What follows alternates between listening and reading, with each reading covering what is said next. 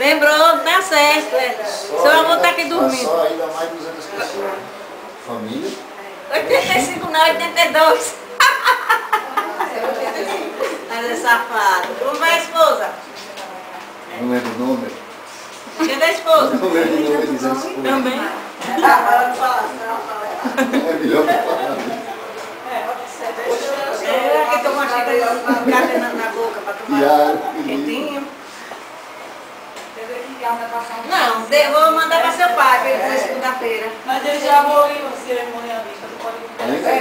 Eu faço. Se eu for vivo, você sabe que eu faço. Só a gravata de painho, né? Que você chumbo e aí vai.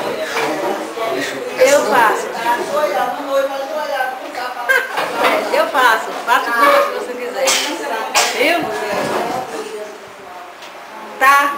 Arrasta a safada toda. Sua mãe tá ali tomando café.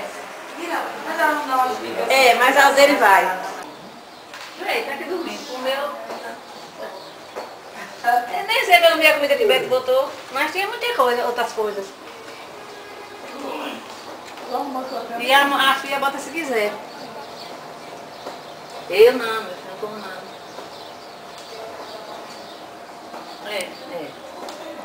Tá, viu? Tá tudo aqui. Uns já foram embora, já encheram a barriga, os que moram perto já foram. É. Tá certo. Felicidade, viu? Se Deus quiser. Dê um beijinho nela, viu?